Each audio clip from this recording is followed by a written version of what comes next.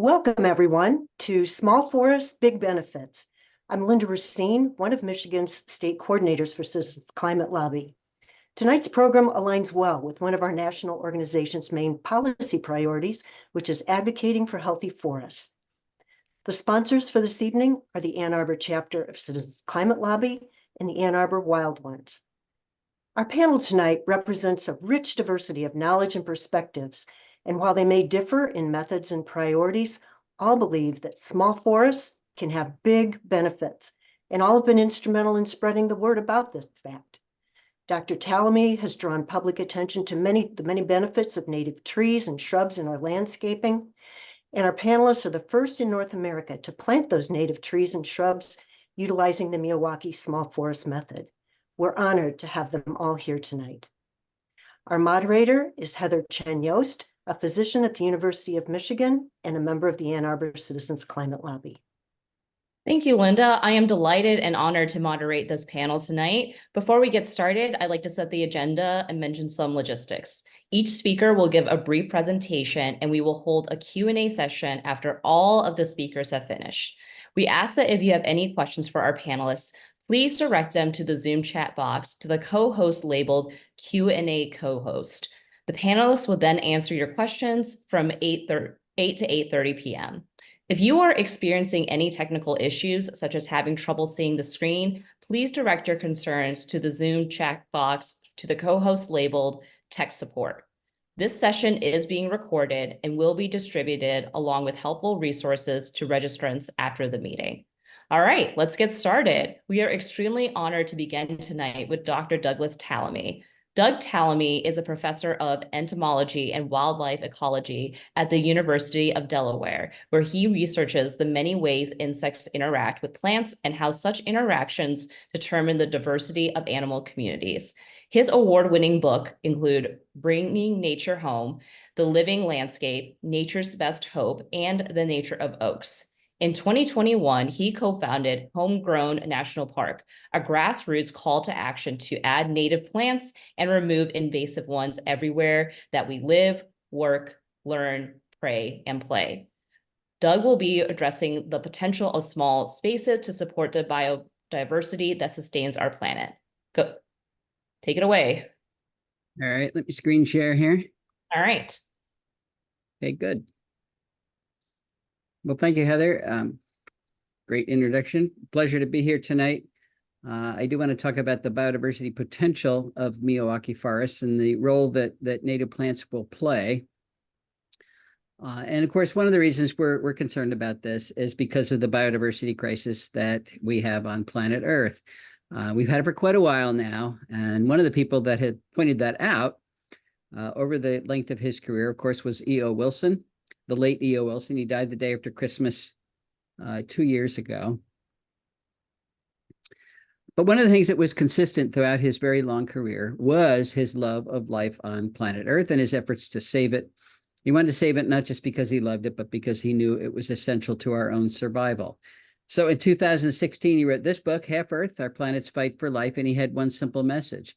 He said, if we're going to save life anywhere on planet Earth, we're going to have to save nature. We're going to have to save functioning ecosystems on at least half of the planet, or it will disappear everywhere. And he spent most of the book talking about the science that supports that very bold statement. And then he ended the book. He didn't spend a lot of time telling us how we were going to save nature on half of planet Earth. Of course, to a conservation biologist, that's a great idea. We'll just put half the Earth aside, and all the things that are in trouble will be in that half. We can be in the other half, and it'll be great. Problem is, half of terrestrial Earth is already in some form of agriculture, and I don't see that diminishing anytime soon. And we've got 8.1 billion people in the other half, along with all of our hardscape and roadways and airports and detritus. And we don't have a third half to put aside for nature. So how are we going to realize E.O. Wilson's dream? That's what I've been working on for number of years now. I think we can do it, but we need a new approach to conservation to do it. And we need that new approach soon.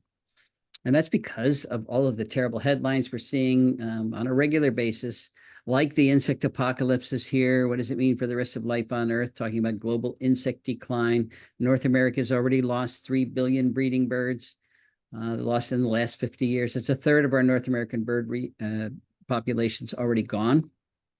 The UN is predicting we're going to lose 1 million species to extinction in the next 20 years. And they made that prediction 2 years ago, so I guess it's the next 18 years now. These are the species that keep us alive on planet Earth. We have to make sure that does not happen.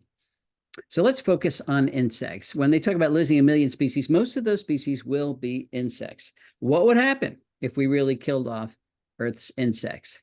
Well, back to E.O. Wilson, he told us what would happen if insects disappeared, and he did it way back in 1987 with this paper, The Little Things That Run the World. And again, his message was very clear. He said, life as we know it depends on insects.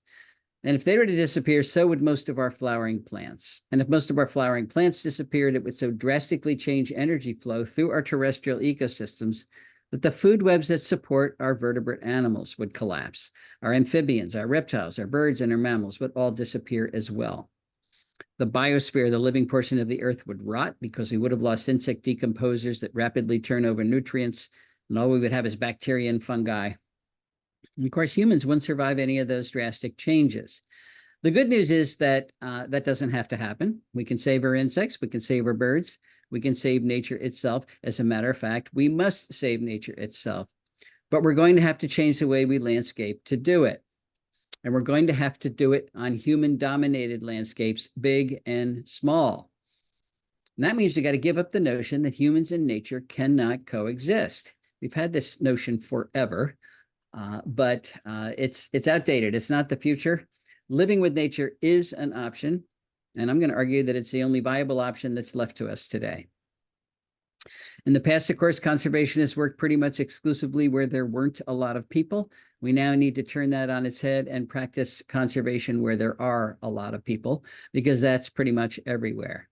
And that means we have to find ways for nature to thrive in human-dominated landscapes. Not hang on by a thread, but thrive. Where should we start? Well, private property. Most of the country is privately owned. 78% of the lower 48 states is privately owned. 85.6% of the U.S. east of the Mississippi is privately owned. So if we don't practice conservation on private property, we're going to fail, and failure is not an option.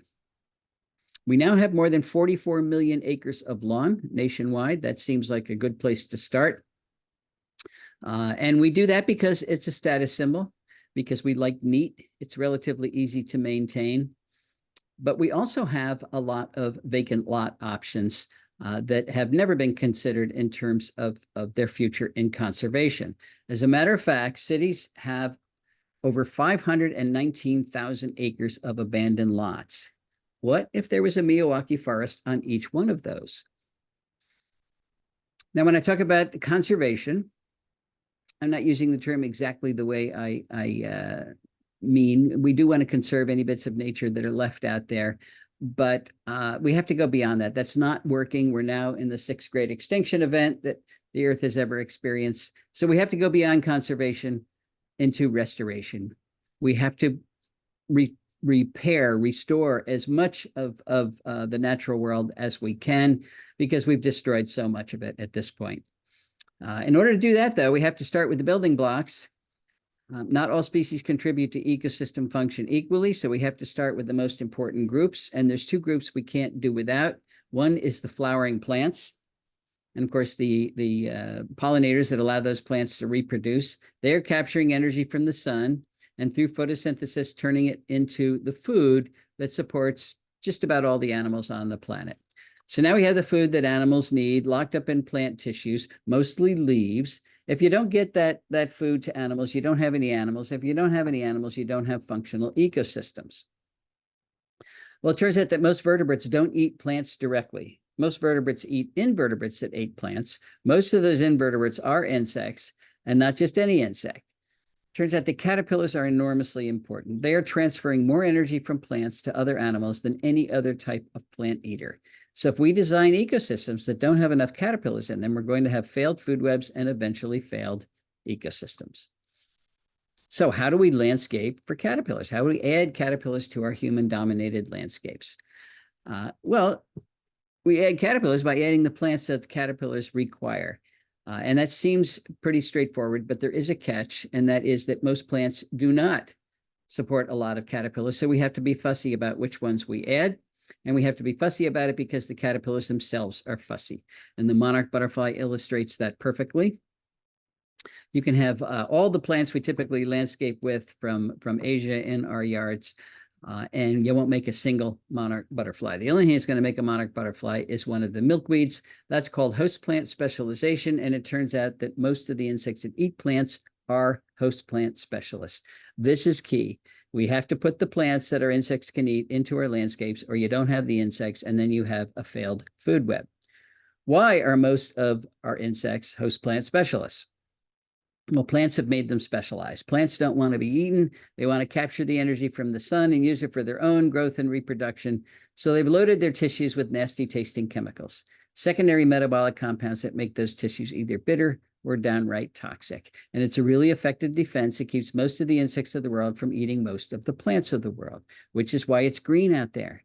It's not because there's no insects out there to eat those plants. It's because most of the insects that are out there cannot eat most of the plants. They are too well protected. But we do know that insects eat plants. So how do they do that? How do they get around those chemical defenses? Well, this is where the specialization comes in. 90% of the insects that eat plants can only eat plants for which they have very specialized adaptations that allow them to circumvent the chemical defenses of particular plant lineages. They have specialized enzymes that store and excrete and detoxify those compounds, behavioral adaptations and life history adaptations that minimize the insect's exposure to those compounds. It takes a long period of evolutionary history with each plant lineage for all those adaptations to fall into place. And once they do, the insect is locked into eating that particular plant, which is why our native insects are very poor at eating non-native plants, which is why if we want to create functional ecosystems with functional food webs in them, we're going to have to use the native plants to support our insects. Can Miyawaki tiny forests do that? Can they help us restore biodiversity? Well, they can. They certainly can if we choose the right plants. I am absolutely convinced, and there's more and more evidence that shows that our insects can find these plants no matter where they are, even in the middle of a city, if we choose the right plants. I got a phone call from a reporter, several months ago, 2-minute phone call in my driveway, and they said, "What do you think of Miyawaki Forest?" I didn't know very much about Miyawaki Forest at all. So I said, "Well, I'm not sure. I'm not sure they're a good idea." And that has been thrown around as a quote from Doug Tallamy forevermore. I've completely changed my mind. I think they're a great idea at this point, and this is why. There's several advantages. First of all, you're going to plant your plants when they're small, which means plant costs are low. It also creates healthy plants because the plants get to develop their root systems without having the roots all chopped off in order to transplant them. When you plant very densely, and that's what you do in a Miyawaki forest, weeding is reduced. All of our planted landscapes are invaded by non-native plants. So weeding at those plants becomes an issue. And when you plant very densely with the desired plants, it reduces that weeding effort. High plant diversity should create high insect diversity, which creates stability in the food web and productivity in the food web. And now this is a prediction because nobody's measured it yet. I actually have a student who's thinking about doing that with our young Miyawaki forests, but there's really no reason to predict that a highly diverse native plant Miyawaki forest won't be productive in terms of making the insects that run our food webs. And of course, building these forests builds communities, and I'm talking about human communities because it becomes a community-wide effort to do that. And I guess other people will talk about that. The disadvantage is if you wait 20, 30 years, those plants are going to compete with each other and not as many will survive as you put in. So people might say, well, why don't you just plant 1 or 2 trees and put all lawn around it? Because that's the way it's going to end up in the end. And the answer to that is you'll lose all these advantages when you do that. You will have to maintain all the area around those trees.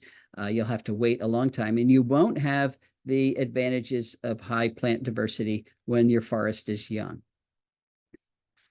David Quammen has a wonderful analogy between a Persian rug and an ecosystem. This is a functional Persian rug. That's not 71 Persian rugs. That's 71 rug fragments, none of which are acting like a Persian rug. And that, of course, is what we've done to our ecosystems. So, well, the UN designates biosphere reserves as places of ecological significance, and I don't like that language because it suggests there are places on planet Earth with no ecological significance. Not so. Every square inch of the Earth has ecological significance, including lots like this. So we can put Miyawaki Forest pretty much anywhere, and it will change a vacant lot, which is not performing ecological roles, into something that could. So what we want to do is do that as many places as possible. We certainly want to do it in our rural areas, but we want to do it in our urban areas as well. We want to glue our rug back together again by putting the plants back. I think Miyawaki Forest can help us do that. And with that, I will end. Thank you so much. So thank you, Dr. Tallamy. Our next three panelists, Maya, Christine, and Neelam, all received Miyawaki Forest Making Fellowships with the Sugi Project, the International Rewilding Organization. First of these three is Maya Dutta of the nonprofit Biodiversity for a Livable Climate. On the bioforclimate.org website, they state, forests are one of the most efficient means for sequestering carbon and the most effective system for cooling the planet, especially on the local level. Our solution is to foster the planting of mini forests using the Miyawaki method. Maya worked with Bio4Climate to plant the first Miyawaki forest in the Northeast United States at Danny Park in Cambridge, Massachusetts. Since then, Bio4Climate has provided training and consultation to forest makers both in their area and beyond. Ms. Dutta will be addressing how Miyawaki forests can help mitigate climate change impacts. Take it away, Maya. Thank you so much. I will start sharing my screen and just give me a thumbs up if you can see that. Wonderful. Well, thank you all so much for having me, for the chance to be here today and to follow up on that really excellent keynote from Doug Tallamy. Really appreciate the context for a lot of what we're talking today. So biodiversity for a livable climate is kind of right along those same lines of how do we rebuild biodiverse and healthy ecosystems for climate resilience and for a healthy and livable planet. And a lot of the work that we do really focuses on ecosystem restoration because we believe biodiversity has a very active role in shaping the conditions of the climate and the conditions for life, including human life, to survive.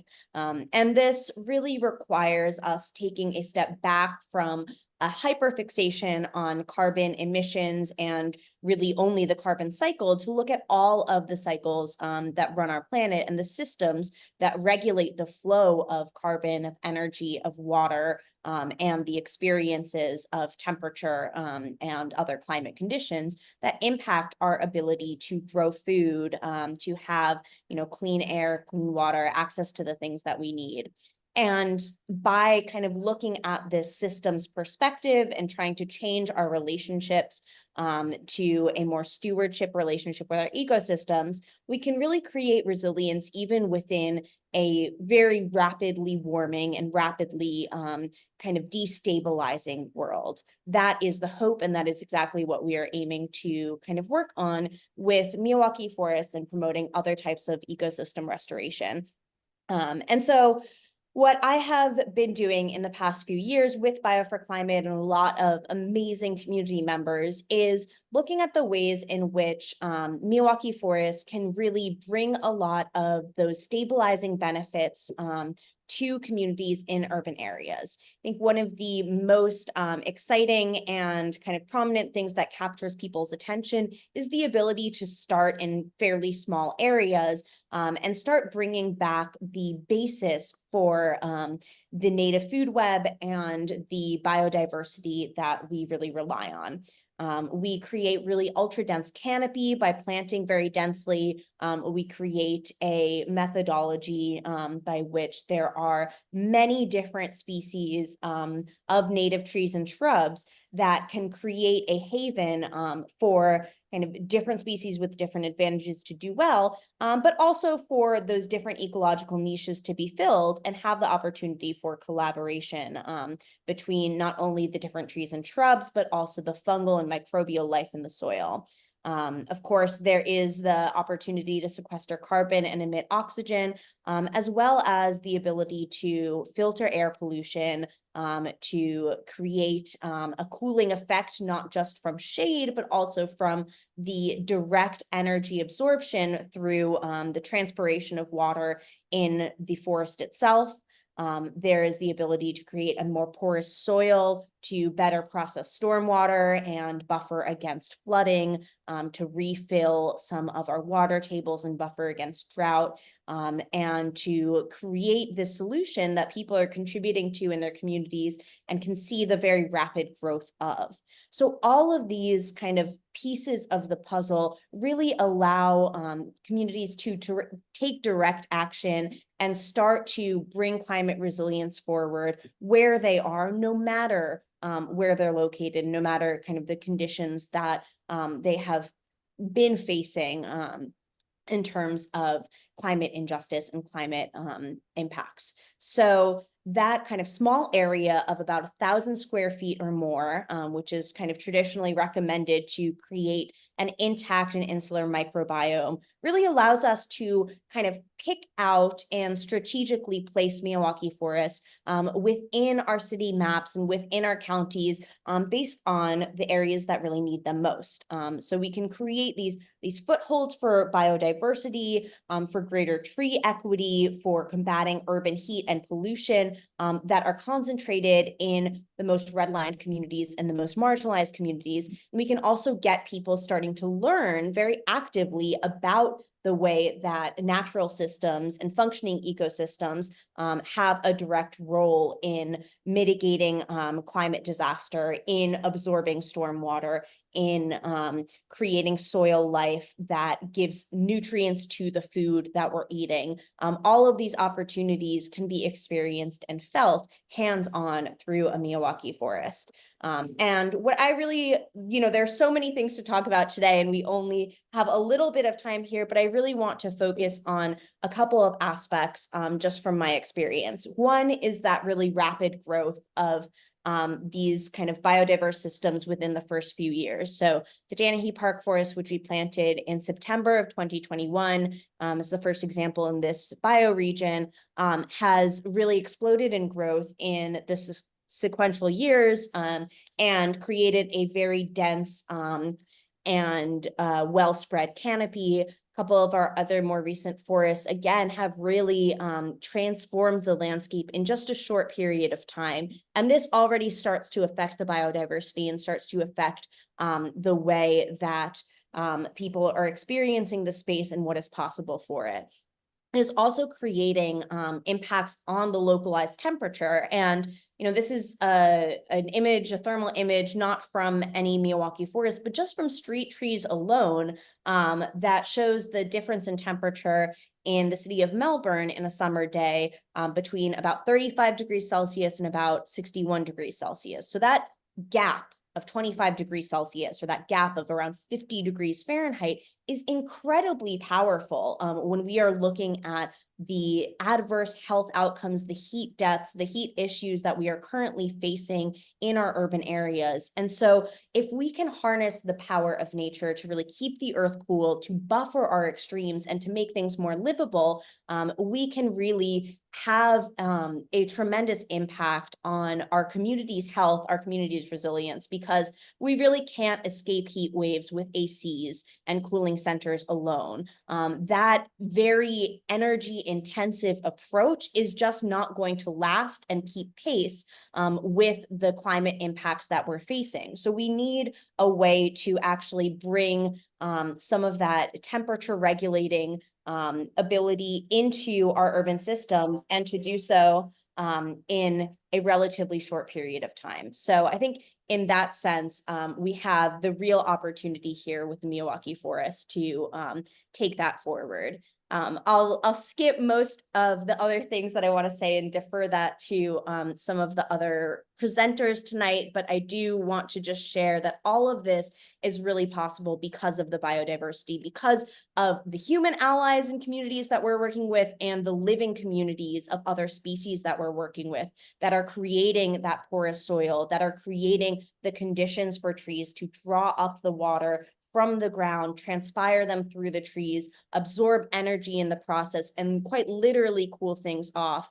All of this is working because of those living allies, because of these biodiverse pieces of the system, because without that, we really don't have the survival that will carry those impacts into the future. So in a few years, we really see the results of that very beautiful intensive soil preparation that creates a living forest floor. That's what's allowing these trees to kind of shoot up and create that dense canopy, to create that nice, dark, moist interior, to suppress weed growth, and to allow us to really undergo that transformation in such a short period of time. We are seeing the results of prioritizing biodiversity in our urban spaces.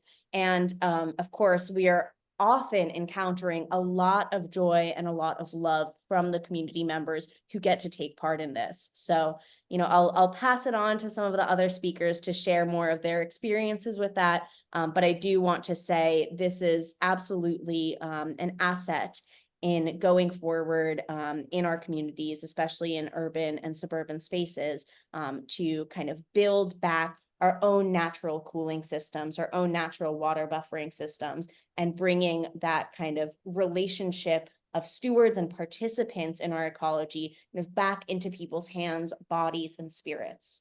So thank you very much for that for now, and I will pass it along. Thank you so much, Maya. Yeah, very relevant as we're experiencing a heat wave. So just a reminder for everyone, if you have any questions for our panelists, please direct them to the co-host labeled Q&A, and just drop them in the chat box. Our next presenter is going to be Christine Dannhausen-Brun. She is a public health researcher at the University of Illinois College of Medicine, a Sugi forest maker, and a Climate for Health ambassador with Eco America, a climate leadership organization. She's also the Chief Operation Officer at Nordson Green Earth Foundation, a nonprofit focused on improving tree and green space equity. In Chicago, Christine and her team planted the first Miyawaki Forest in Illinois. She will be addressing how the Miyawaki method is helping to address tree equity, the goal of which is to create heat-resilient communities by planting trees in neighborhoods that need them the most.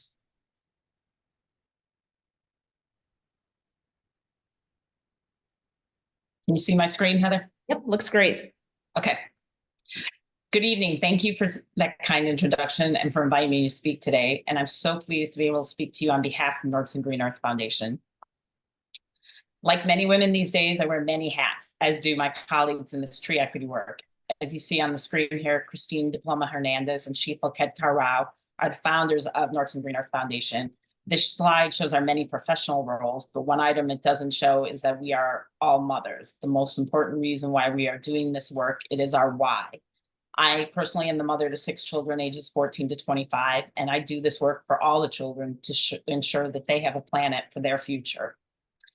I am trained in public health administration, research, and evaluation. During the pandemic, Sheetal and I bonded over long conversations regarding the inequities that we were seeing across the city related to COVID and health, but that we had also both witnessed long before the pandemic. Sheetal asked me one day if I thought trees could improve health, and I emphatically replied yes. The environments where we are born, live, work, play, pray, go to school, and so much more has a much stronger impact on our ability to maintain health than the healthcare we receive. There are communities that experience much greater health disparities in health outcomes than others, and numerous studies show that much of this disparity can be attributed to the lack of access to green space and trees. Tree equity and the tree equity score were terms coined and developed by American Forests as a means to highlight urban communities in greatest need of trees for the health, social, and climate benefits that they provide. Many communities can benefit from more trees, but this score helps those working toward planting trees to find the places which can benefit most immediately from this work. The mission of Nordson Green Earth Foundation is to improve tree equity, specifically in the Chicagoland area.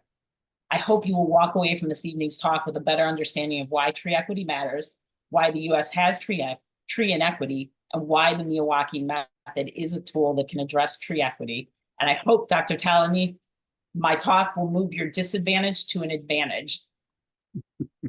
For many decades, the United States had systems and policies in place that had a direct effect on the trees and green space in urban areas. Wealthy areas were designed to include trees and green space, while policies directly restricted investment in less wealthy neighborhoods. The Federal Highway Act of 1944, the Homeowners Loan Corporation practice of redlining, as well as zoning regulations that promoted industrial areas in certain neighborhoods and not others, are just some of the policies that created these inequities. These policies created communities that lack trees, are more polluted, and are much hotter than communities with greater tree canopy. In urban areas, these communities are often socioeconomically disadvantaged neighborhoods and often Black and brown neighborhoods. In 1993, the Homeowners Loan Corporation Act created neighborhood grades from A to D with a color code. These codes determined which communities were a good investment for making home loans and which communities should not be invested in. Redlining was a U.S. government-sanctioned federal housing policy established by the Federal Homeowners Loan Corporation that existed from 1934 to 1968.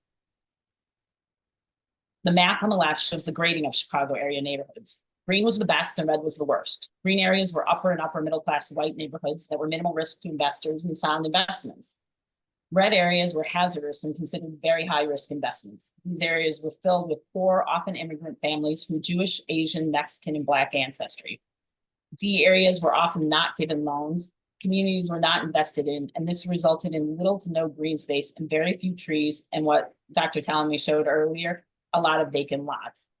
These areas were also much more likely to be next to railroad tracks and industrial areas, which increased pollution in the neighborhoods and also contributed to heat island effects in these neighborhoods. But why does redlining matter? Areas with low tree equity, areas with low tree equity overlap the red line areas. As you can see on this map, the yellow areas have less than 15% tree canopy, and it's very similar to the areas that were redlined or close to being redlined. Data shows that formerly redlined areas also experience the worst heat island effects, with temperatures often as much as 30 to 40 degrees hotter than non-redlined areas.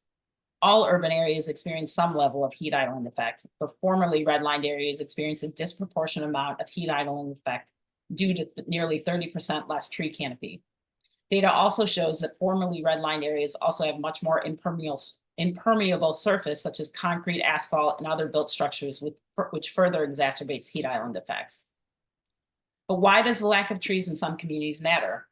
Trees are essential for the existence of the human race. Healthy trees affect numerous factors that help humans maintain health. They clean our air and water, regulate our carbon and water cycles, as Maya pointed out, moderate air temperatures, improve community cohesion, etc. Just 15 minutes of walking in a forest can calm the central nervous system. Across the country, there are hundreds, if not thousands, of tree planting initiatives. Many initiatives are street plantings, and many are reforestation efforts after wildfires. But how much more can be accomplished by planting tiny forests in urban areas using the Miyawaki method? Trees are good, but how much better are forests?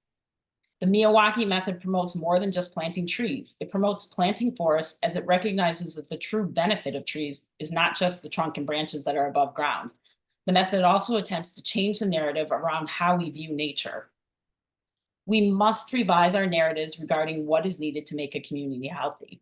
Forests must be part of the discussion, and we must be finding places to incorporate even tiny forests in our urban areas. Individual trees can do some of the work of forests, but there is so much more to be gained from planting a forest as opposed to just trees in the right spaces. Forests are health, climate, and social infrastructure. But why are the forests better than the individual trees at accomplishing these infrastructure needs? Because the greatest benefits of trees comes not from the upright trunk and leaves. It also comes from their shed leaves, fallen branches, and toppled trunks. That soft, spongy layer of the forest floor is full of the biomass of leaves and dead wood. It's also full of the biodiversity that Dr. Tallamy was talking about.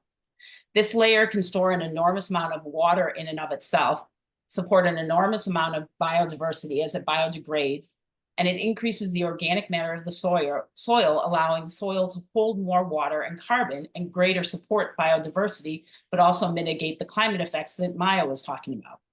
In urban areas, our street tree plantings are not providing the same benefit. Walk around any street tree and you are still walking on compacted urban soil in many cases. We rake and bag the leaves of those street trees and on our private property, have the city haul it away, And then we have them, we pay landscapers to trim the trees, trim the branches, and remove any dead trees, hauling away all that biodiversity. All of that could be supporting life underground. It could be supporting the insects. Our narrative of nature in urban and suburban areas is that it must look neat, tidy, pretty, clean, and alive. Shed leaves, broken branches, toppled trunks, and the biodiversity of the forest floor do not fit that narrative. We must begin to see the benefit of nature in both its living and its decomposing state and shift the narrative. Keeping biomass in urban areas allows us to reap benefits of trees far beyond an individual street tree and allows us to bring tree equity to places that need it most. A tiny forest is not right for every space, but there are certainly communities that have spaces where tiny forests can provide huge benefits to a community. Forests are climate infrastructure that can mitigate heat island effects and help control flooding in communities that already experience the worst climate impacts. Improving tree equity in communities can improve health. Communities lacking trees have poorer health outcomes. This slide highlights some of the many, many health benefits that have been documented by areas in and around forests through numerous research studies. When communities have a higher tree canopy, residents are able to spend more time outside. The neighborhood is cooler and people are drawn out to sit in shade or walk in shaded areas. That means they're getting more exercise, which leads to better health. When we are outside, we are also more likely to communicate with our neighbors and notice what is happening around the neighborhood. Those eyes on the neighborhood build communities, make them stronger, and make them less susceptible to issues such as crime and violence. The following 3 slides show a forest we planted in the Chicagoland area. This one is planting day. We certainly had a social infrastructure day here. This is showing the day we planted and a May 24, 2024 update. You can see how quickly it grew, just like Maya's forest. And this is some of the biodiversity that we are seeing in our forest. Tree plantings provide us with the benefit of a tree. However, in only planting individual trees, we miss the opportunity to achieve the full benefits the trees provide in the context of a forest. We're also missing out on truly increasing tree equity. In valuing all phases of a tree's life cycle within the forest ecosystem, we reap health, climate, and social benefits far beyond what an individual tree provides. Increasing tree equity by planting forests provides the opportunity to do so much more to help everyone, to improve communities and make humans and the planet healthier. And you can visit our website to learn more about our tree planting efforts or follow us on social media. Thanks. Thank you so much. As a former resident of Chicago, it's really great that you're planting all these forests. I definitely can think of some areas that, yeah, you can feel a great difference in the heat index due to previous policies. So thank you so much for your presentation. Yeah. So now we will move on to Ms. Neelam Patil, MED, MFA. She is a climate literacy and science teacher in the Berkeley Public School System in California. She was awarded the Time Magazine Innovative Teacher of the Year Award in 2022. Ms. Patil spearheaded the planting of the first Miyawaki schoolyard forest in North America. She is the founder and director of the nonprofit Green Pocket Forests, which hosts workshops and provides consultation services. With partners Sugi Project and Berkeley Schools, they have helped roughly 1,000 school children to plant over 3,000 trees. Ms. Patil will be addressing the ways schools can benefit their students by creating pocket forests and by collaborating with schools around the world that are doing the same. Thank you. I'm going to go ahead and share my screen, and I'm also potentially going to show a video because I'd like to highlight the voices of my students. So I'm just going to mainly go about explaining the work that we've been doing with schools, and I think there's been so much expertise today around Miyawaki Forests themselves. I wanted to share more about what's happening in schools. So what is a STEM micro-learning forest? You'll find out today. I wanted to start out with what's my why for Miyawaki Forests. I just have this blurb that I wrote that I'll read out loud to you. I said, I can't say enough about how important this project is for our community and for our children. most of the time we just feel powerless as we watch the planet get hotter and experience longer and longer fire seasons in California. This is a very specific and progressive way to sink carbon and change the direction of the planet's temperature rise. I'm excited to include this solution in my curriculum this school year and beyond. And how I started, I kind of went down this path as a science project for my students. And I just was teaching my students about deforestation, and they were like, they called me Miss Patil. They were like, Miss Patil, we're tired of learning about the, all the problems. We want to do something. And so I started looking for solutions, and I found out there's this tweet, or now an X, online, and I watched this video about Miyawaki Forest, and here we are. So here is a great example of one of our schoolyard forests. As you can see, it was a lawn which was water guzzling. And I'd like to see a project just like this implemented in every schoolyard, not only in America, but in the world, because I think it can have such a huge impact on so many levels, just as what has been mentioned so far today.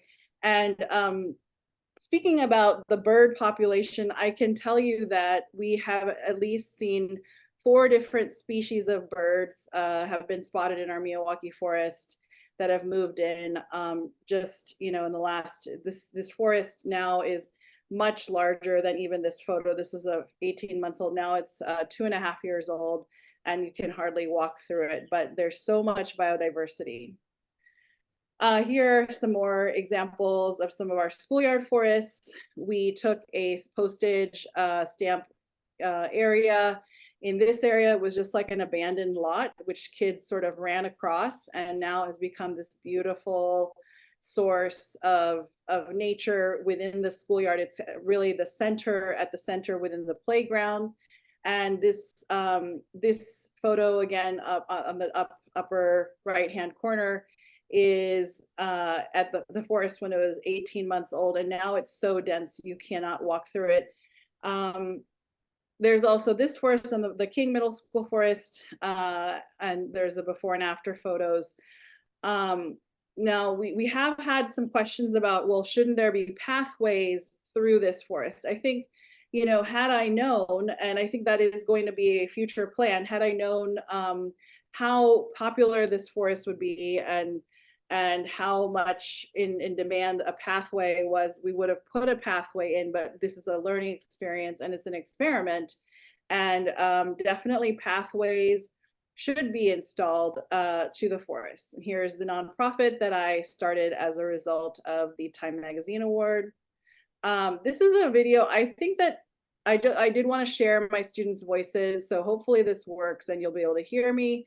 I think that their voices speak louder than mine. This human-centric design of schools and cities, it needs to change. It's not in alignment with nature. I wanted my students to realize that Earth is meant for all living species. Planting a forest within a school to reimagine traditional urban spaces with native forests. My name is Kavi Vasudio. I'm 10 years old, and it's so exciting to be the first in the country to have a Miyawaki Forest in our own school. We are in Berkeley, California. We're planting forests in 3 schools. We're trying to reclaim land which would have potentially had more diversity of life than it does now. It's our intention to connect with local tribal communities because they were the original stewards for these plants and these lands. We can learn from that and share that and build on that kind of learning by planting trees themselves and understanding what's involved. So the students connect with nature in a way that they might not typically do just learning through books or in a classroom setting. I want to welcome biodiversity, a space for all species to exist. And that's what a Miyawaki Forest does. When I'm in middle school, I will come back here and check on my buckeye and honeysuckle, and I will check on their growth. Because it's just so fun to see things that you planted grow and thrive.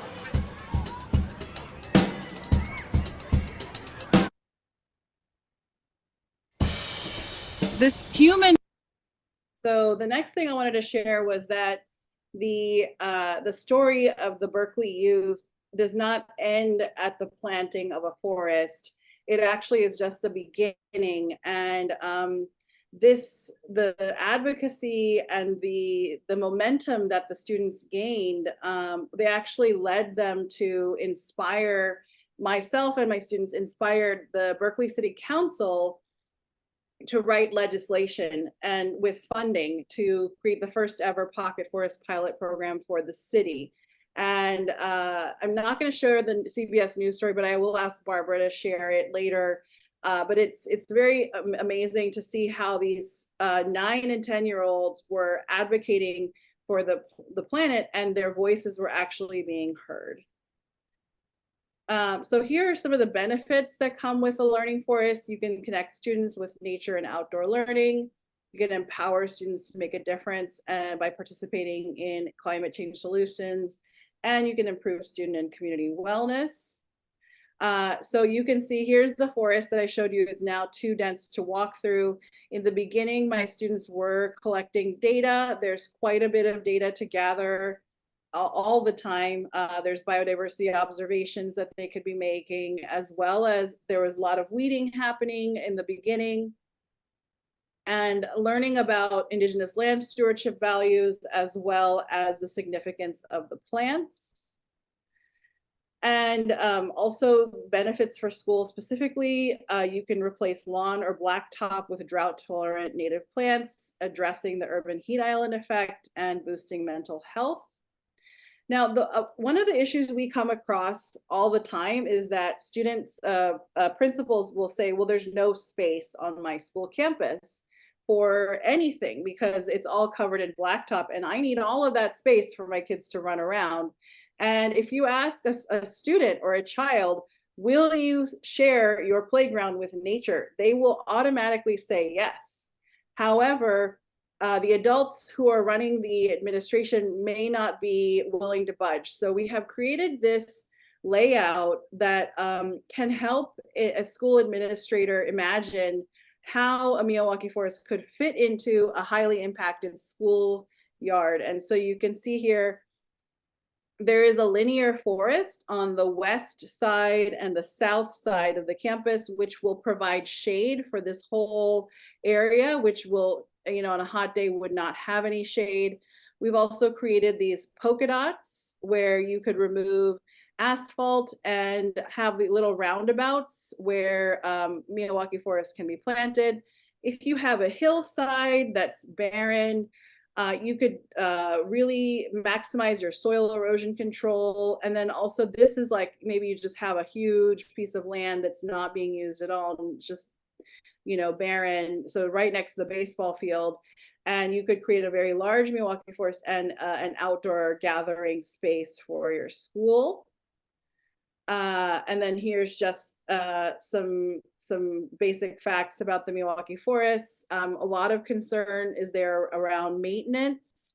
So I did want to share about maintenance. You can involve students, and they have been very excited to take care of the forest. Really, maintenance is only needed for the first season, the first growing season, which is late spring to early fall. And after that, the weeds get shaded out. Some of you may be wondering what happens to Miyawaki Forest in 10, 20, 30, 40 years. I actually had the privilege to visit Japan this summer. And I got to see, this is a 47-year-old Miyawaki Forest. And as you can see, it's still thriving. It's one of the first Miyawaki forests that Dr. Miyawaki planted himself at Yokohama National University. And there you can see the person and how big it's sort of like a mushroom effect where, things are growing in a very small patch of land, but creating a large amount of biomass. And here is just another slide about some more information about urban heat island mitigation. This is from Dr. Greg Coupland, who works in Australia, and she planted a Miyawaki forest at her site and at a school. And as you can see, it's 50 degrees Celsius on the outside and 26 degrees Celsius. It's equivalent to 112 degrees outside and a cool 80 inside. So that's another incentive for Miyawaki Forest at schools. Here is a sample from a colleague of mine, and they planted a control group, and with the same species, 15 feet apart. And then you can see the Miyawaki method, all of these were planted within 1 week of each other. So it's exponentially faster. And just in terms of the climate literacy education, you can see how much joy and enjoyment the students are having at implementing climate change solutions.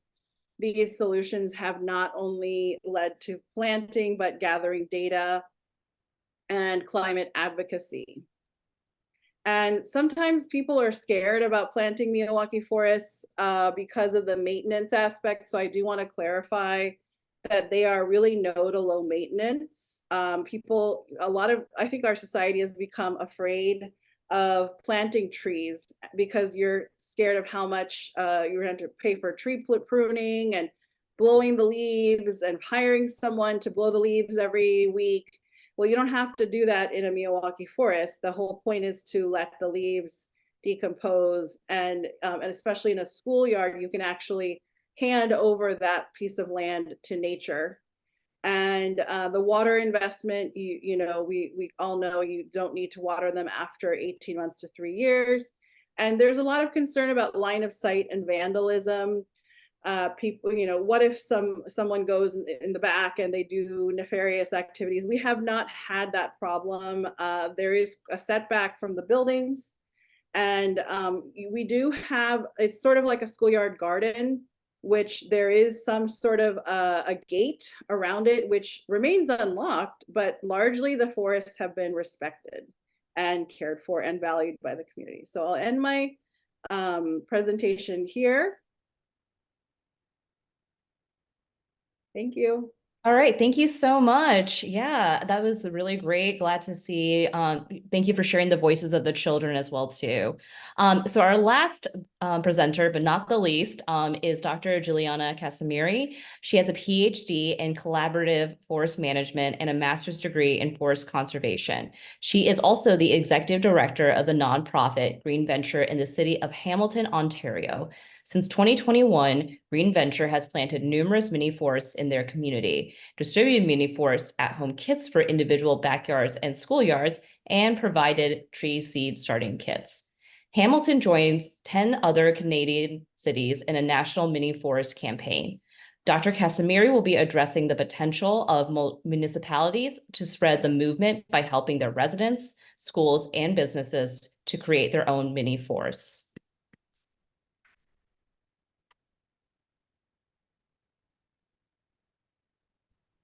Okay, thank you so much. Can you hear me? And yes. Yep, and I'll just go to that view. Okay, wonderful. So as you've heard, sorry, Dr. Yep. We're just seeing the presenter view, so we just see this red box right. Yeah. Okay. How about that? Good. Perfect. Okay, great.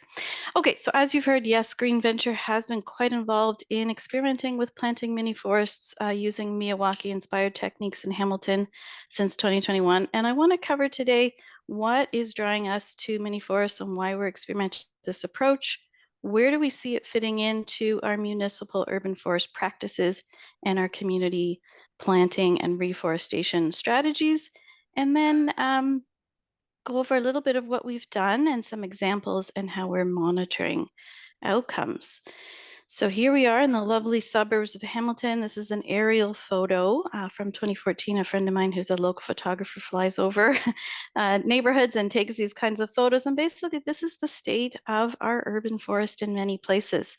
And so no question that, in this and other settings, we need to figure out how to ramp up our tree planting efforts and how to improve the survival of those trees to support both our climate change emission reduction targets, increase the resilience of our urban forests to a changing climate, and then also to deliver on the promise of this kind of denser development and make life in our cities livable for us and biodiversity. So this is an NRCan land surface temperature heat map. We're seeing a lot of this kind of thing in the presentations coming up, but so we are in the furthest sort of southwest corner adjacent to Lake Ontario. The blue on the map is Hamilton Harbor and Cootes Paradise, marshes, and then the concentration of red is our sort of heavy industry, steel manufacturing area in Hamilton. And that band of green that we're seeing kind of flowing through our city is remnant forests along the Niagara Escarpment. And so parts of Hamilton, summer, this is 2010. I imagine it's gotten a little bit worse.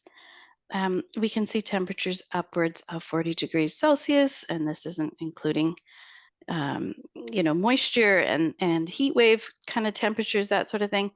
So, and this really aligns with the areas that are parking lots, industry, and even neighborhoods where there's very low to no canopy cover. City of Hamilton, like many other places, has declared a climate emergency. We have climate mitigation adaptation targets and plans, and they all feature tree planting and protecting trees and enhancing our urban forest. So how are we going to get there?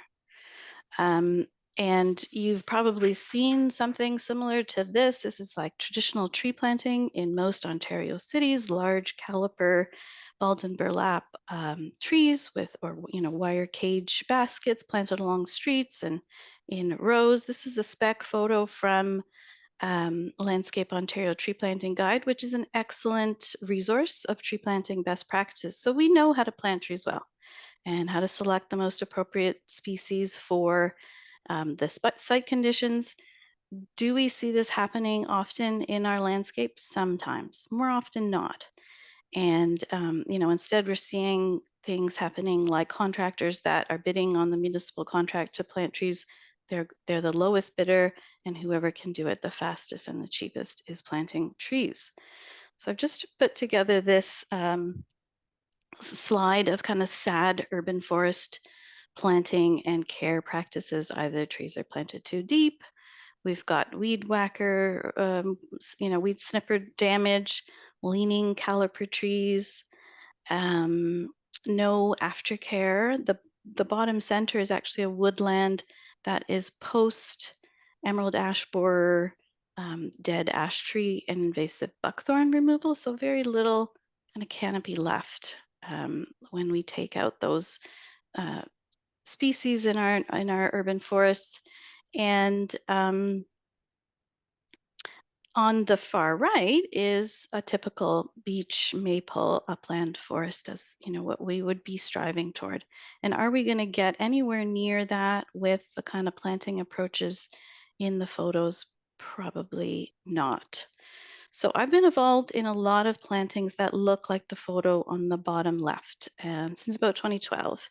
And the practices here we usually took were no soil preparation, trees spaced at least 1 meter apart, with thinking that they need room to grow and not shade each other out. And generally we're only selecting a few species of locally native trees or shrubs that would be planted. And I have another photo of that. So this is what I would call like our conventional community planting, which I did for over a decade. And many instances where we just have a few sad trees amongst a lot of weeds in these places. Early woody colonizers tend to move in, things like staghorn sumac, Manitoba maple, where we are. And then we have competition from very aggressive weeds, thistles, non-native grasses, etc. So I got tired of seeing that mortality, and it was, a combination of probably some herbivory happening from bunnies and voles in the ground, whatnot. Also, because we're starting with degraded soils, very low organic matter soils that don't hold moisture, and trees really need external watering, but they're not getting it for various reasons. And then mechanical damage from the lawnmowers and the whippersnippers again. So that's what led me to look at mini forests as an alternative. And really made me think that, given all these issues, we don't have the tools in our sort of toolbox right now to build a resilient urban forest. And any kind of innovative and more holistic tree planting approach where we're kind of taking care of the soil as well really is something that I really wanted to test and try to apply. So this is just a table of what we have undertaken regarding mini forest plantings, and we've planted at 4 municipal park, open space, sort of institutional locations, and then have a total of 12. And most of them are 10 by 10 meter planting blocks. And we've also planted some smaller 5 by 5, really mini forests, and one at some with residents in their backyards, and at a school, which would be even smaller, sort of like 3 to 4 meters. And then so those are really testing how can we do this much smaller level. So what have we done in terms of soil preparation? We have always added compost and mulch and followed sort of that. So that's why we call them Miyawaki inspired. We've done some of the things, but not all. But we have focused on compost and mulch layers, building up the soil. We have not done 1 meter deep digging at any of these sites. And there's several reasons for that, which I can get into when we talk about the questions. We did plant a variety. Usually species list consists of 15 to 30 different native species, variety of height classes. And we did also plant with that density of sort of 3 to 4 trees per meter squared. And we've gone back to weed and do stewardship, but none of our park or open space sites have received any external watering. So this is our first site planted in fall 2021. It's at Windermere Basin.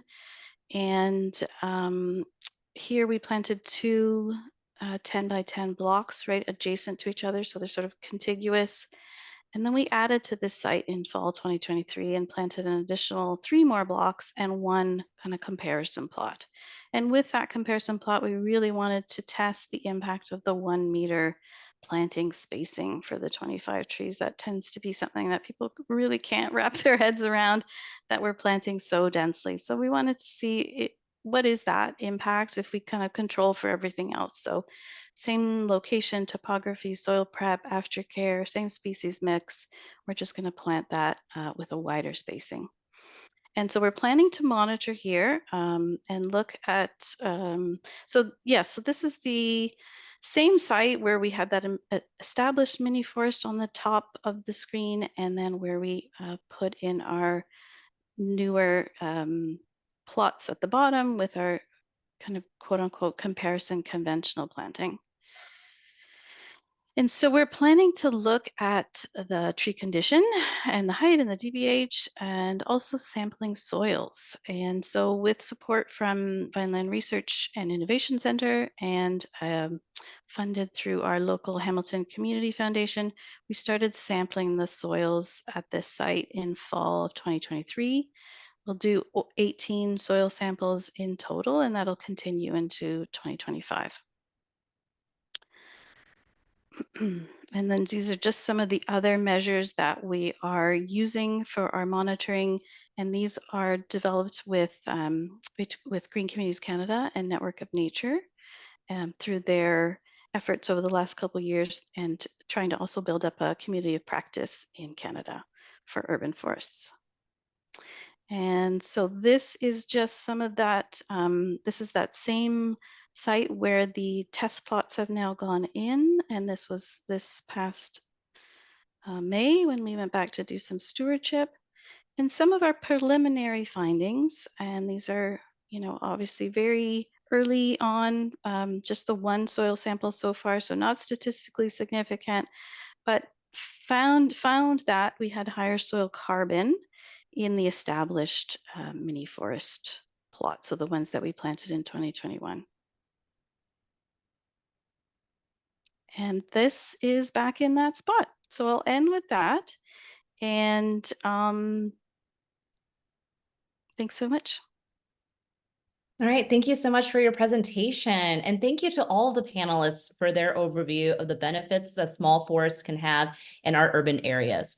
We've had a lot of questions submitted, so we'll try to sort them into groups to make sure most topic areas get covered. So while the Q&A team is working on that, we're going to start out with some questions of our own. We're going to start with our first panelist and move to our last panelist. So we'll start with Doug.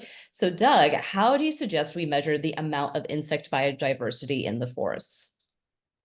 It's actually harder than you might think. But the easiest approach I have found is to look at how insects are using those plants. So you can measure holes in the leaves. I hate to call it insect damage because it's normal in our forests, but you can estimate the amount of insect use of leaves in a standardized way of each of the species, and it'll give you a measure of the biomass that has been consumed by insects. And that doesn't tell you anything about the diversity of the insects that are there, but it is a very good measure of the amount of energy that's been moved from your forest to the insect trophic level, which is a very good first start, because then you have a good idea of how many insects are there for the birds and so on. All right, thank you. Next question I have is for Maya. How is Bio4Climate working to collect forest making data and promote networking of forest makers? Yeah, so that's a great kind of question and great issue of promoting the spread of Miyawaki Forest is, how are we learning from these very early experiences in implementing the Miyawaki Forest in our region to kind of put together best practices? And so we've been able to work with a few different municipalities in the greater Boston area to plant forests, Cambridge, Somerville, Natick, and Worcester, namely, and consult with some other groups doing projects in Brookline and Ayer, in other kind of surrounding areas. And so that's leading us to these questions that Giuliana kind of raised of, when preparation and care and kind of community management regimes differ, what are we learning about what are kind of the baseline necessary steps, or what is changing when we change certain of those factors? So we're working to kind of consolidate that information from people that we consult with, and the projects that we ourselves have worked on that have kind of some differences in ecological condition, some differences within the wider bioregion and climate, sizes, pathways, slopes, and species lists, and to learn basically what is working well and how might we want to adjust our next plantings to take into account what we've seen in the past few years. So I think all of this is still very early days, because a forest's lifespan is, decades and centuries. But the sooner that we can kind of get our heads around the progress in the forest and understand what's happening there, the sooner we can be really of assistance to municipalities and communities who are at their first step in the journey to do this in a more robust and thorough way. So right now we're just focusing on kind of integrating that into our practices for creating new forests, but we hope to also be able to assist people that we work with a little less directly, and have that kind of more public information available for folks. All right, great. Thank you. My next question is for Christine. Some residents of high crime areas may be reluctant to plant mini forests for fear of reducing visibility, which I think you touched on a little bit. But these are also the same areas, as you had mentioned, that are often suffering from the most heat island effect. So how do you address the concerns in those communities?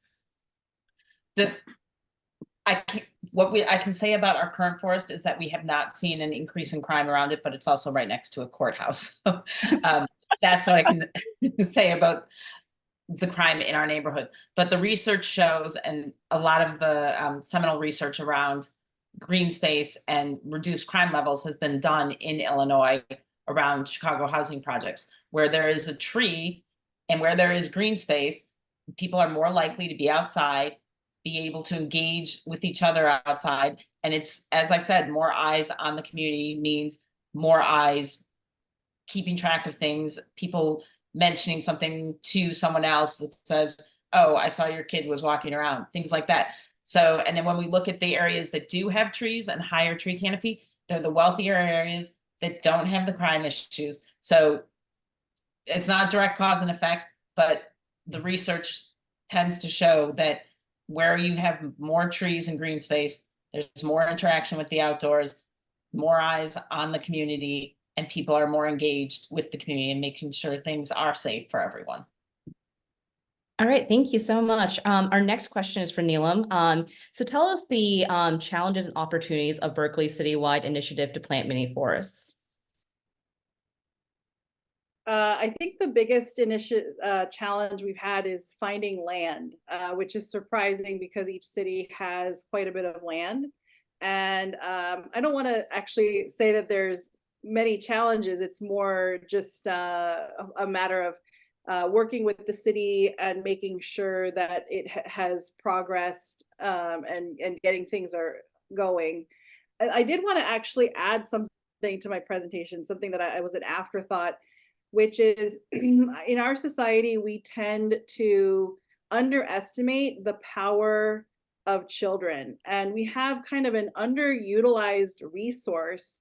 I would like to call upon all of the people in this room to start every Saturday, have a green conservation corps, even a children's conservation corps, where every Saturday from 9 to 12, everybody just stops what they're doing and they go outside and do something good for nature. And I think if we did that as a community and as a globe, children all around the world, I have 6-year-olds who are crying for the planet already. They understand, and we really need to start to listen more than speak when it comes to children, because they have an intuitive connection and understanding to the planet, and we need to listen more to them. So thank you. No, thank you so much. And so our last question is for Dr. Giuliana Casimirri. So your outreach focuses on layered sheet mulching versus deep tilling. Why do you feel adaptations to the Miyawaki method can be advantageous? Yeah, we did that for a number of reasons. One of them was practicality, and because we were sort of experimenting and kind of sneaking these in with our municipal partners and trying to kind of go under the radar and not stir up too much controversy.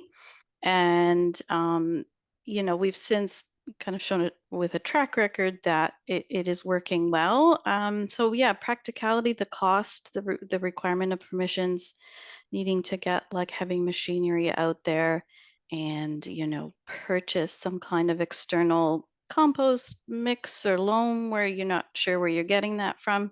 And we just saw it as sort of more disruptive than beneficial to our soil ecology and like the existing organic matter. That being said, most of our soil types are very fertile. We're dealing with like prime kind of agricultural soils. They have been, had some impact and had some degradation due to just development or, the buildings associated like nearby. But, there's definitely like a layer of organic matter there already. And then underneath that would be more like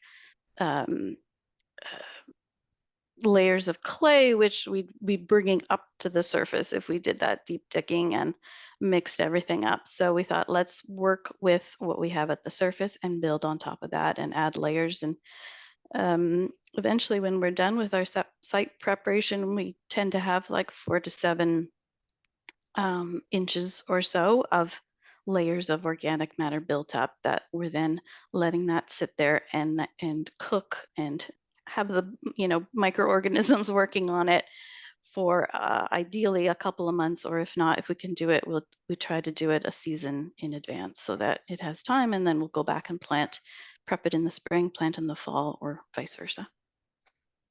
All right, thank you. So now I'm going to go through the audience questions. So this is one that was submitted. What sources of funding might you advise potential forest makers to pursue? And this can be for any of our panelists. Whatever they can find. I can comment. Oh, yeah. Go ahead, Christine. Sorry. I was just going to say we've gotten some funding from Department of Health and Human Services, the EPA, cities, SUGI, and I'll turn it over to Neelam to add more.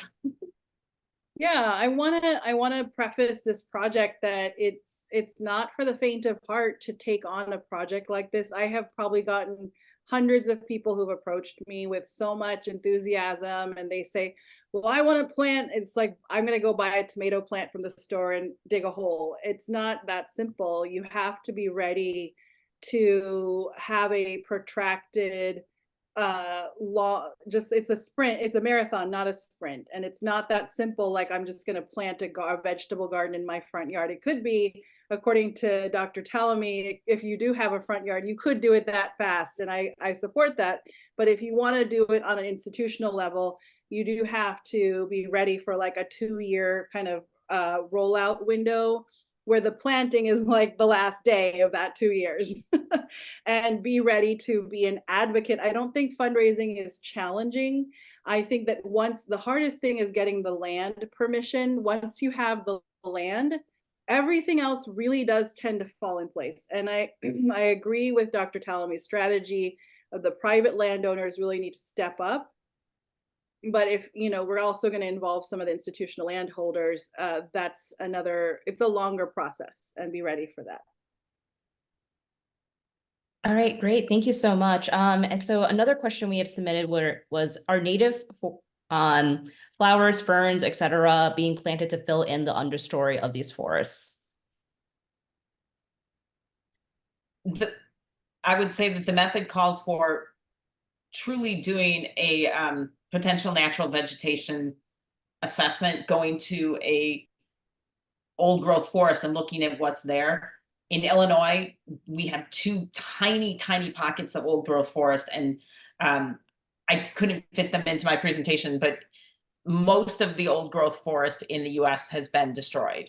So you have to go back to research from Native Americans and from scholars of what the old growth forest was. And when you're planting the forest, you're planting all 4 layers at once. So what the understory, all of that. So it's what would have been in the forest naturally. We're not just filling in, hopefully, with plants that we think, oh, that should go there. It's an ecosystem. Every plant has a place. And even though, to Dr. Tallamy's point, there are certain plants that really are needed for certain insects, for the forest ecosystem, every plant has a purpose, and there's a reason why they're all there.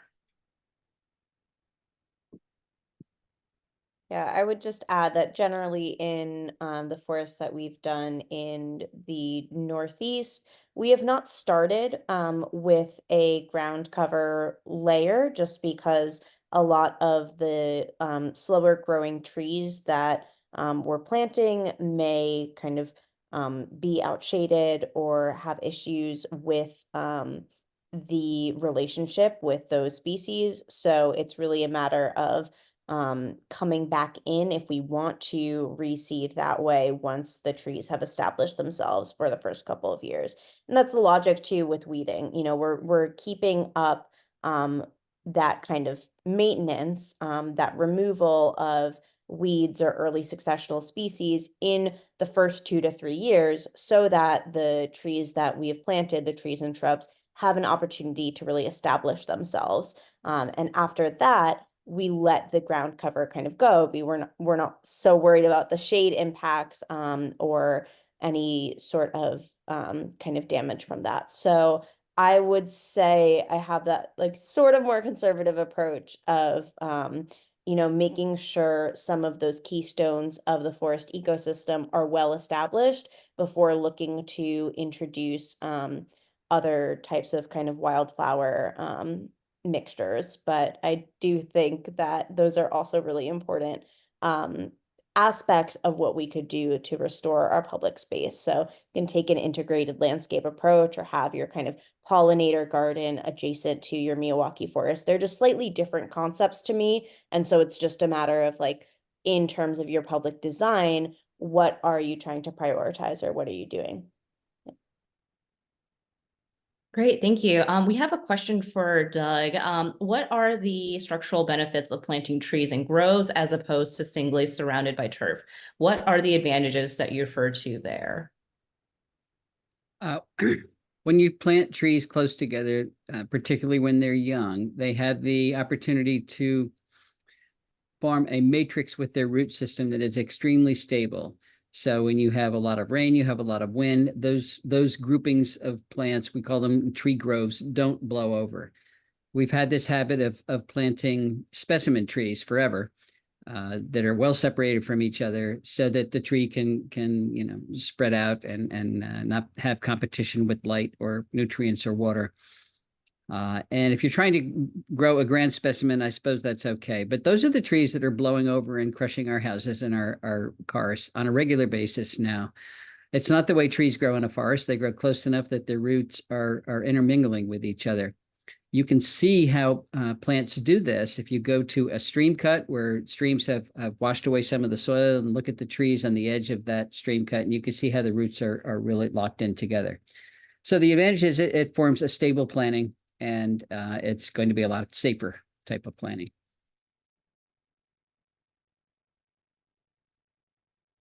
All right, great, thanks. And then so we have another question. How is CO2 sequestration measured in a forest? And any of the panelists can answer this question. Well, there's the app iTree that will do that for you. It's based on the size of the tree, the species of the tree, actually the location. You measure the diameter at breast height, and it will give you a figure of what that species of tree has sequestered already, what its potential is over a series of years. So it's a very, very handy index of its potential to sequester carbon.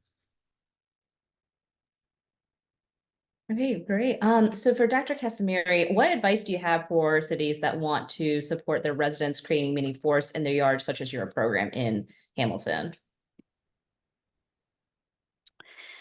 I mean, it was a pilot here, and it worked really well. And we had quite a lot of interest. What we needed to do, to ensure that for our purposes, the pilot was successful, was be a bit selective in how we sort of established criteria. So we wanted to make sure that we were putting these mini forests in people's backyards where they would be cared for and live long, happy lives, and people wouldn't regret having 36 trees in, a small area. So we put together some of those kind of like definitely making sure that the site characteristics were suitable, that people understood what they were getting into, that they were on board with the concept and with the maintenance, and then also that there weren't any kind of conflicts. So we were really watching for making sure that it wasn't going to be too close to a backyard adjacent neighbor, something next to you where it might cause a problem in the future. And we had sort of an intake process. The actual sort of resources people received were via, online webinars, in-person site visit. We had a guide that's available on our website still now that anyone can access, and it sort of walks you through the steps of putting in the mini forest. And then we provided the materials. So we provided the compost, the mulch, kind of the timeline of how people should be setting up their mini forest, and then the trees to plant them. And now their sort of job is to maintain, take care of them, and report back to us. How are things growing? Send us photos.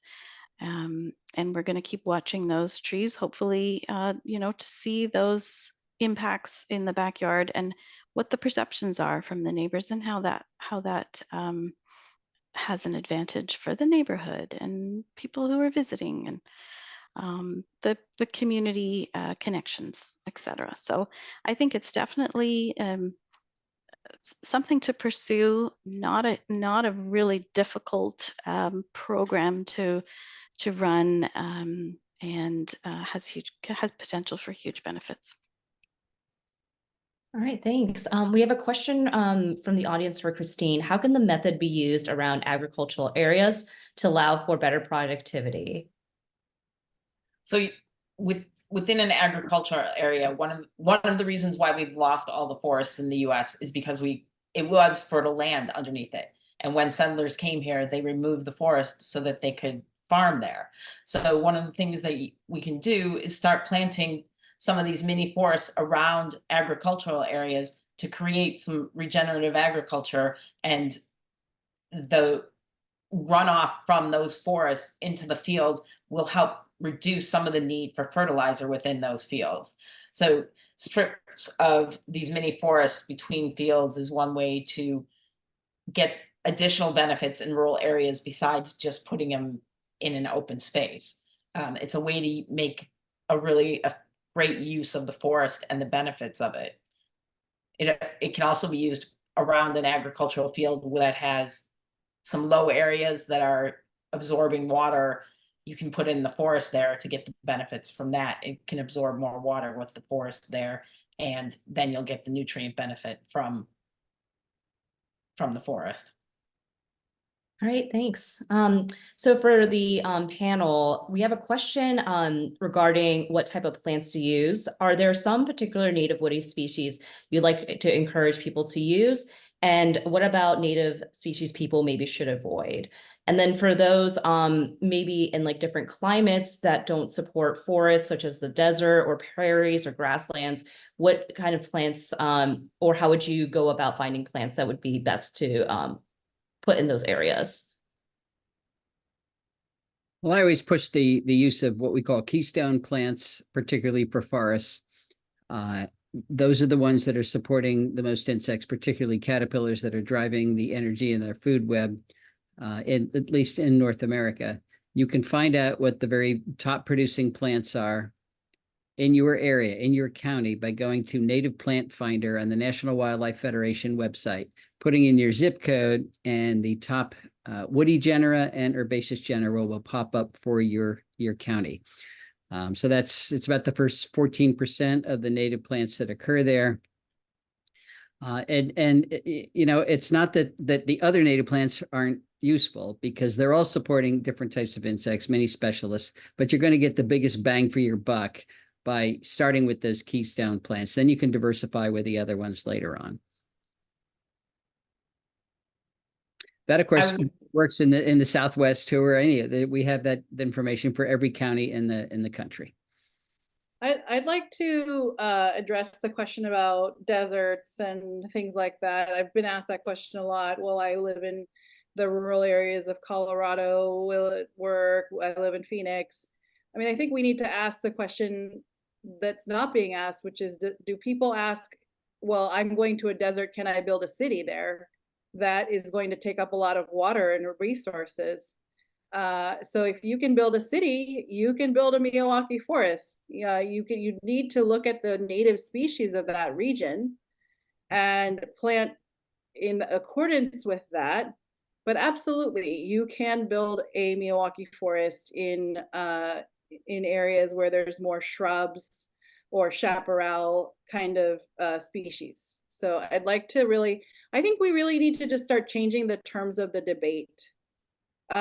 Instead of thinking about cities as places to keep humans in and every other species out, which is really how cities have been built, we need to start teaching everybody, including our children, that cities are for everybody. They're for all species. We talk about homelessness and all the isms.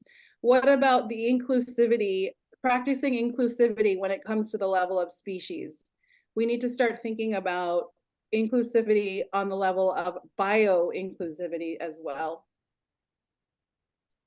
Yeah, I'll very much agree with that and endorse that point. But I also want to echo Christine's earlier point of like really starting with a potential natural vegetation survey, because we can talk very broad strokes about the principles here, but really in any sort of ecosystem restoration, the first step is understanding your site-specific context. And if I can't point out a species that won't work here that doesn't have some advantage somewhere else. So I think going back to that and starting there, and also recognizing that a Miyawaki forest may not be the exact solution you're looking for your context and your issue.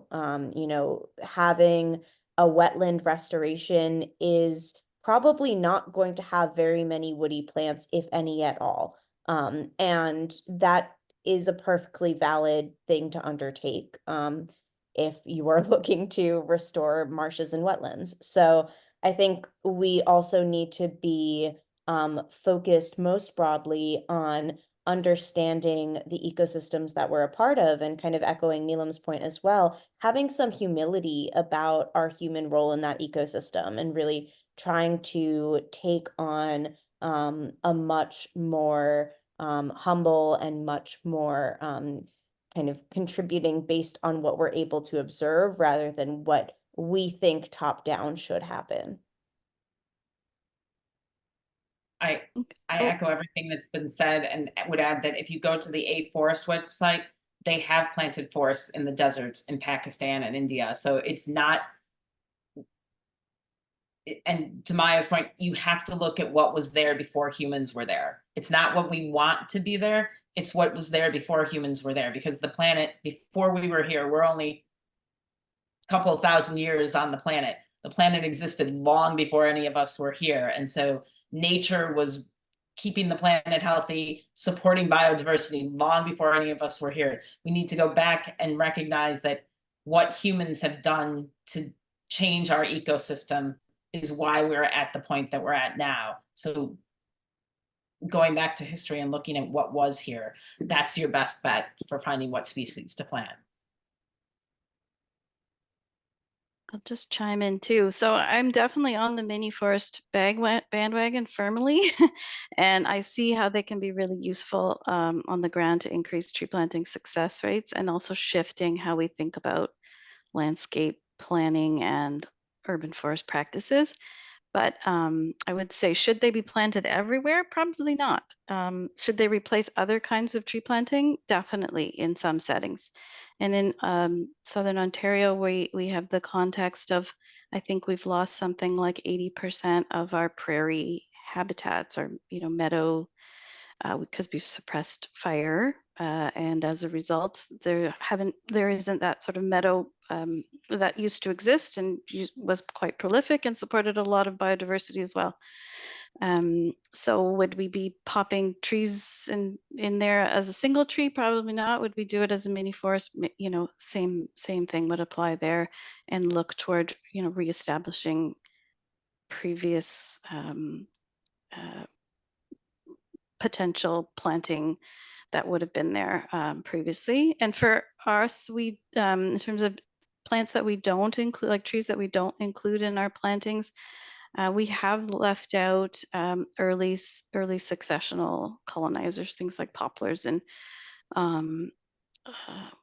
aspen, willow, birches, that kind of thing, because they just would be 20 feet tall in a year and a half, and we want to kind of have the diversity of later climax species.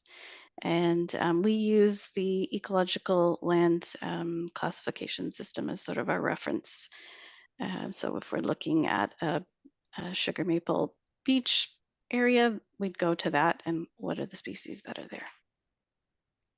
Okay, thank you. So I just wanted to let everyone know it is 8:33. I know this program was supposed to end around 8:30.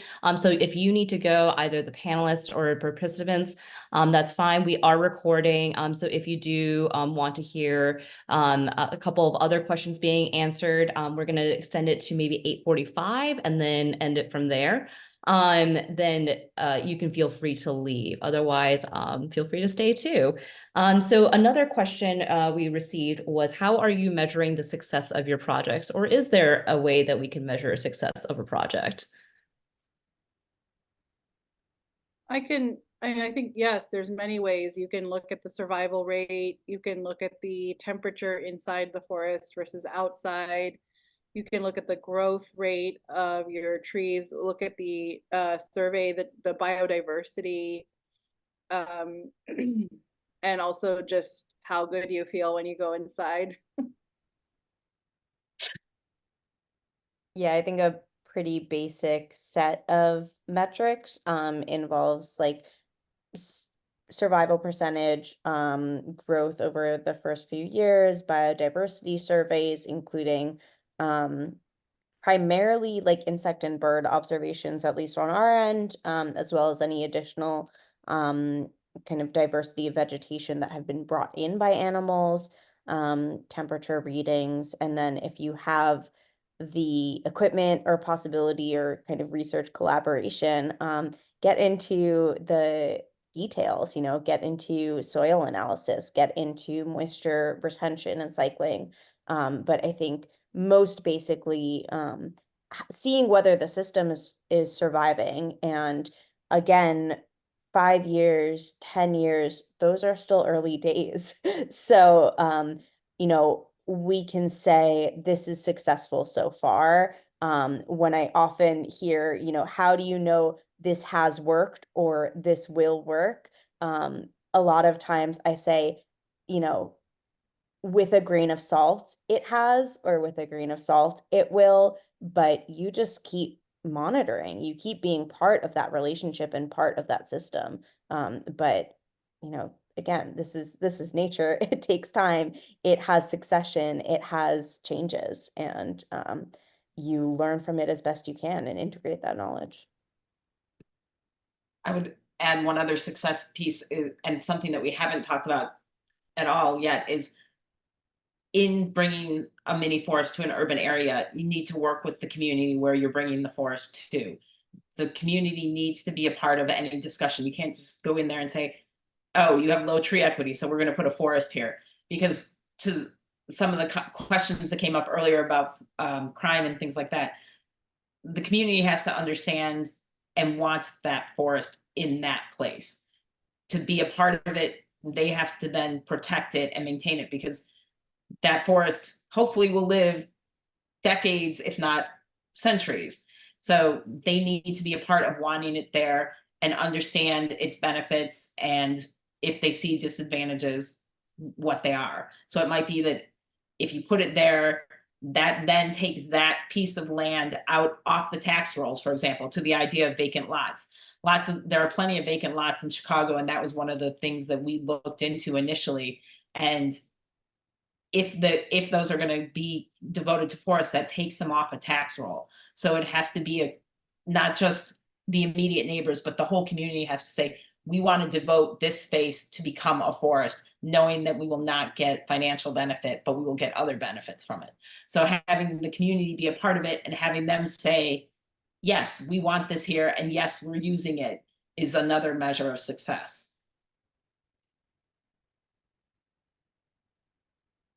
All right, thanks. So another question could be maybe for the private landowners. What is maybe the most affordable and the easiest way for those who have land can start these forests?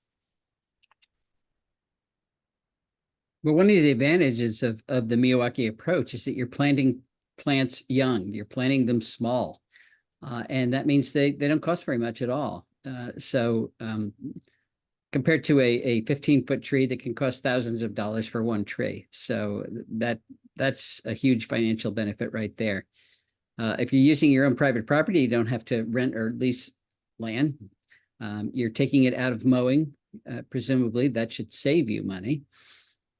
So there's an investment when you're creating the forest for sure. There's some maintenance investments early on, but in the long run, it ought to save you money.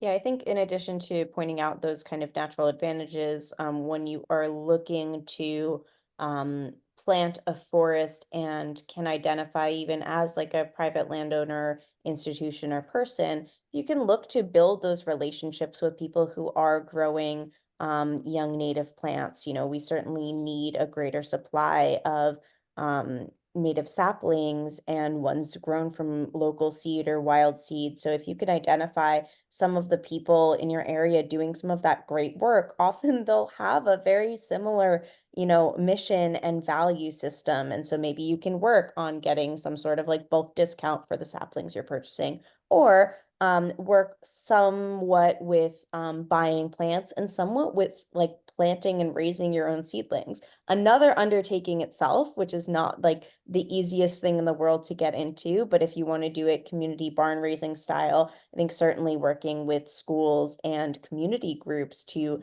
grow things from seed at the very beginning, and 2 years out plan to plant them similar approach to taking a kind of slow remediation, slow and steady with forest floor preparation. You don't have to do something intensive in 2 days when you can do it slowly over 2 years, but you have to plan that out, and you have to be willing to kind of like invest that time and effort into the quality of the project.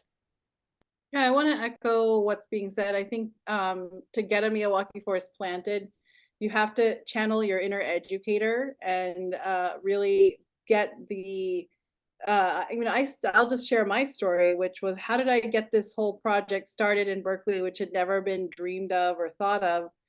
And I had all these people who came to me, they're like, we've been trying to plant native plants for 25 years. How did you do this?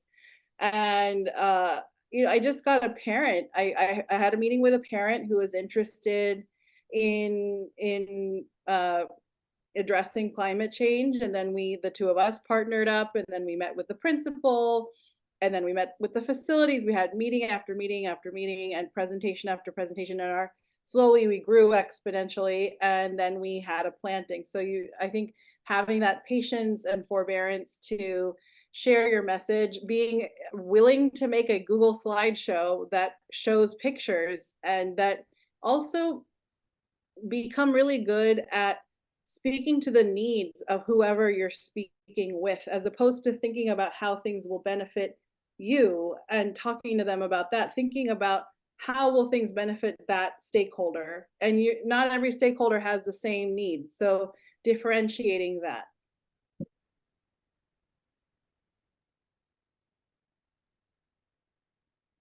All right, thank you. So we will do one final question, and that is, what is the future direction for each of your initiatives?